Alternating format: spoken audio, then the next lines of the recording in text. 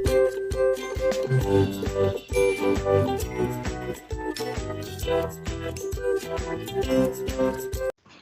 everyone and welcome to HCMI Connects. HCMI Connects is a series of sharing sessions where we invite industry leaders to come on board to share their experience and insights on various human capital topics, including but not limited to workforce analytics, future of work, and HR digitalization. My name is Higgins and I'm from HCMI based in Kuala Lumpur, Malaysia. ESG, short for environmental, social, and governance, has become a critical business consideration for companies, and human capital, the key part of S in ESG, has become a key highlight where board and management puts more emphasis onto issues such as diversity and inclusion, culture, and employee retention to ensure more sustainable human capital management. We are glad to have two guests with us today to explore more about ESG and sustainable human capital management. Let's welcome our guest today. We have Mr. Jeff Higgins, our very own CEO and founder of HCMI. Jeff is a leading voice in people analytics and workforce planning, and he's one of the main creators of the ISO 30414, the ISO for Human Capital Reporting Standard. Welcome, Jeff. Hi, Jose. It's great to be here, as always. And we also have Mr. Akram Mackeen, a senior enterprise and digital consultant. Akram has held many C-suite level positions in companies and is more recently the Chief Digital Officer of Johor Corporation. Welcome, Akram. Hi, Higgins. Welcome. Well, thanks to both of you for joining us today. So without further ado, let's dive straight into our discussion. Jeff, why do you think human capital is important when it comes to organization sustainability? Okay, so I could take an hour to answer that question, but I'll try to do it in 1 minute. So why is human capital important? Well, first, it's usually the biggest single expense that companies have. Two, it's the source of value creation. Where does, how much money does an empty room full of computers make? It's really, they are the ones who provide the service. They are the ones who contact the customers. They are the ones who run the supply chain. In many cases, they manufacture the products or they support the machines that make the product. So really, people are, as CEOs like to say, the most valuable asset. The problem is they're really undermeasured, and therefore you can't manage well what you don't measure well. And so that's why human capital is such an important thing. And by the way, I'd add one thing to the ESG, that human capital is definitely the S, but it's also part of the G. Governance is how well is management managing this vital resource for the organization, human capital and talent. So what I hear from you is that how can we then really measure the value of this intangible asset of our organization, where management always say that they are very valuable, but we are not really measuring it well? Yes. So they, however, the cost is measurable, the cost is tangible. The problem is the positive side is intangible. And I posed this question to some executives just the other day. If people are only in by the way, as I'm a former CFO, so I knew well the negative, which is the cost. People are a cost, they're expensive, they're a drag on the profitability of the company. Well, if that's the case, why do you have any? Well, because they add value, which is greater than the cost. The only problem is accounting rules don't provide for any kind of reporting and don't have any metrics for the positive side of people, their value added contribution. Obviously, they're contributing to the revenue, customer satisfaction, innovation, engagement, service, all kinds of things, but those are not well measured or managed. Certainly from accounting, not at all. Only that negative side, the cost. Jeff, I understand that in the United States, the government has passed a bill to make it mandatory for public listed companies to disclose their workforce investment. How do you think it will impact HR and their effort in driving diversity, equity, and inclusion? That's a great question. And I've actually had some conversations with large multinational companies from different parts of the world, including Europe, Africa, and Asia. And what they tell me is really most of them are waiting to see what the US does. So the US has done several things, and it's been a slow buildup over, as you well know, literally a decade, with an ISO standard in 2018, the SEC announcing they were going to do something in 2019 and then finalizing it in late 2020.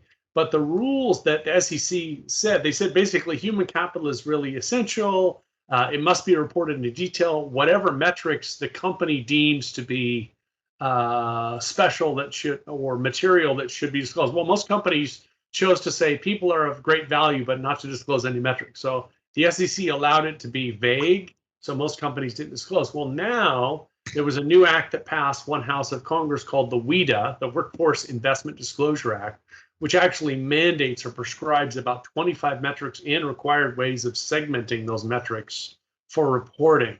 And the new SEC chairman, so they changed chairman of the SEC. And by the way, for those who don't know, the Securities Commission in the US does not require an act of Congress to change rules. They can change them at any time.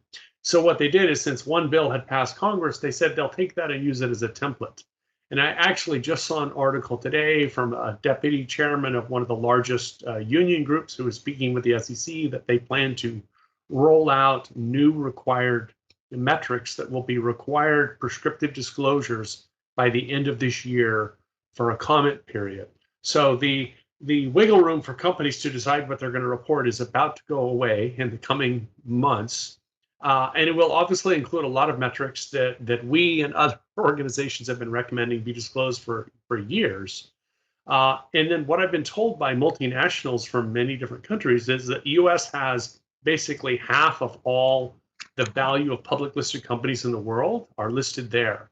So if they go with this rule, that everyone else is probably going to rapidly adopt something very similar to keep up with that. And of course, the ISO standard that you mentioned earlier is actually much deeper and broader than that. So for companies who want to get ahead on this, they could actually do more by going to this ISO standard and using it as their reference and guide, whether they're trying to follow the SEC's new rules or their own in their own country. Right, that's very interesting. I think that because as far as I know, there's no really one standard across the globe on measuring human capital per se. So I think the ISO will really be a really good guide for HR to start measuring things around ESG.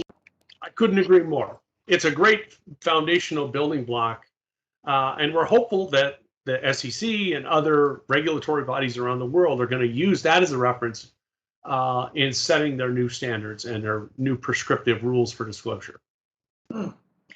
Great, thanks. Akram, coming from a non-HR background, I believe you're looking at this from an outside-in and a more neutral perspective. In your opinion, do you think human capital is important when it comes to organization sustainability? Yes, definitely, Huizin.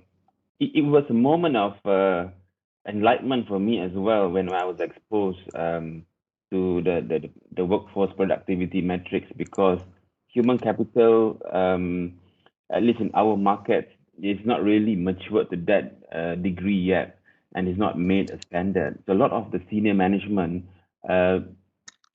don't consider that as a key driver. It's more like people driven, but it's by the people that drives the organization. But now I think what's happening in US, and they're developing these standards to be fulfilled globally, it's really for them. It's for the people as well. It's not by them, but it's for them. And this is a very strong message, because I think right now what's happening globally, and it's affecting everybody in organizations and businesses, they are reinventing themselves in aspect of how they want to be sustainable for long term, especially in our volatile environment right now. So, but how is that going to be achieved if it cannot be measured? So that is a key part of it.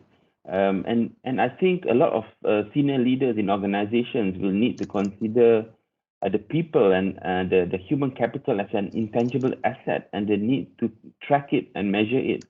And that is a mind shift that a lot of organizations need to consider. And no doubt there are companies in this region who are doing that, but it's very much dependent on the leadership. It's not an institutionalized requirement. So I think this initiative that is driven by US and the spillover effects everywhere else is something good. It's really good for long-term purposes. And even from a digital perspective, the core of a digital transformation is actually people. human capital is the core of the digital transformation. And I have to be acknowledge the fact that I was also focusing a lot on technology and on processes and all that. But the recent years, I've really opened up my perspective that nothing is going to get done if people are not the focal or the pivot of the digital transformation. And of course, if you can't measure it, it's not going to be sustainable. So I think that's one of the key points that we need to drive the message here. And I'm very happy that it happened in US and it's been mandated there. But I feel that in this part of the world, we don't have to wait for it to be mandated, especially in the current environment we are facing right now. I think organizations should be made more awareness should be made about the benefits of this, and once that benefits are really imbued into the culture of the organization, the effects on the business aspect will be quite big. The last one more thing, Higgins, is on the social enterprise aspect of it. So a lot of companies now are rethinking, and boards and leaders are rethinking about the social enterprise aspect on this and how it's tied to ESG and the UN's sustainability development goals and all that, right? So I'm really happy to be part of this journey to leave an impact in going forward for the core of the ecosystem and the core of humanity. Thanks for sharing, Akram. I think that's a very strong message coming from someone who is driving the digital scene in the country, and the fact is that you can't really do anything unless you get the human capital really working. So I think you touched a point on leadership and management. So the next question is for Jeff. What role can the board or the management play when it comes to human capital management and reporting then?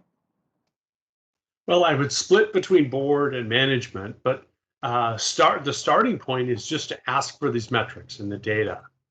Don't wait for the crisis. I mean, Akram mentioned it well. I mean, this pandemic has been a human crisis. The last crisis, and actually a couple of them before that, were financial crises. This has been a human crisis, and it's really pushed HR front and center to get better with the data. Right? How many people can work from home? How many people are working from home? Internet, all kinds of healthcare questions, all kinds of questions, well-being questions, engagement questions that it was convenient to perhaps talk about but not really address. Now they need to be addressed if you're really going to build a sustainable organization. So this whole crisis, as well as the ESG movement, have kind of happened at a time that has coalesced the need and the urgency. So from an organizational standpoint, the board should be asking, what are we doing about managing our human capital? How do we know, what are some of our key questions? Like, how good is our productivity or our workforce? Is our workforce getting better or worse? Are we retaining our best and losing our worst? Or are we losing our best and keeping our worst? So what's happening with our workforce? We know the finances, but what we don't know is, are we building long-term human capital value for sustainability and growth?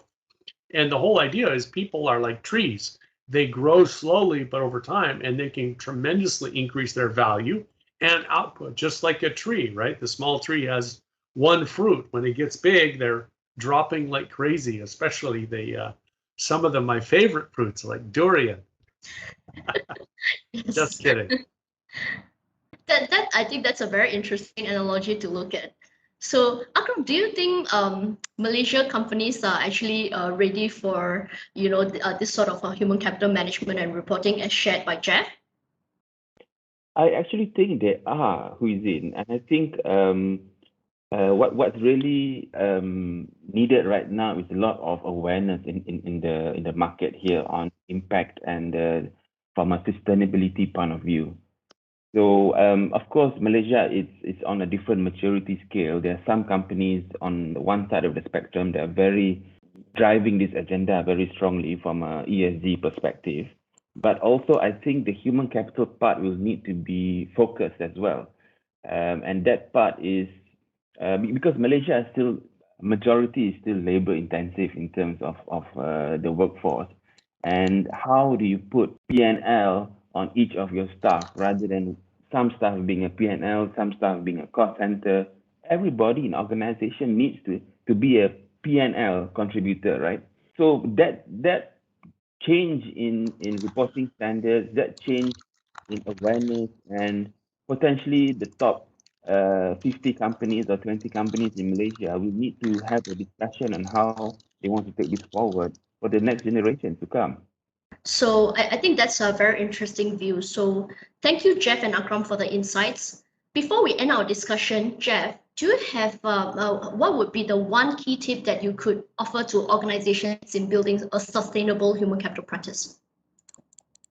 Start measuring your workforce cost and your productivity and your engagement. Because what we found is engagement correlates to leaders, and leaders correlate to productivity, and engagement correlates to productivity. And that's a great way to make sure you're retaining your best people and building. You know, it's a bit of oversimplification, right? Because every organization is different, but start the measurement. Don't wait for the, as Akram mentioned, don't wait for the mandates.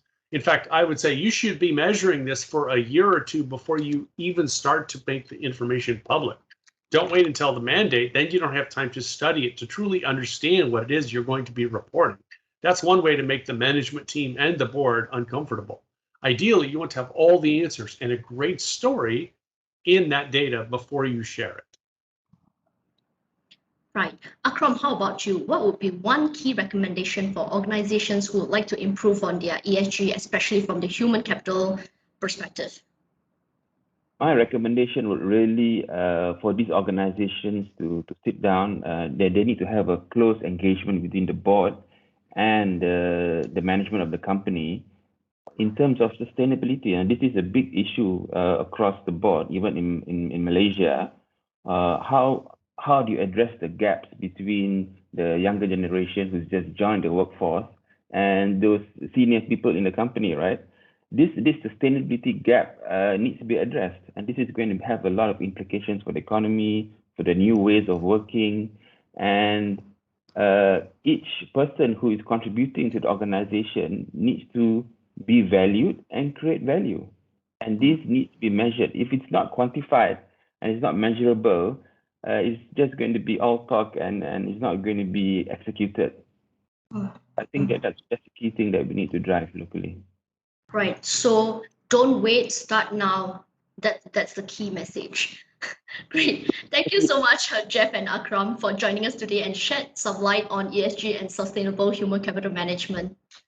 I hope this discussion has triggered some thoughts on how you can kickstart your ESG journey from human capital point of view and what you can focus on.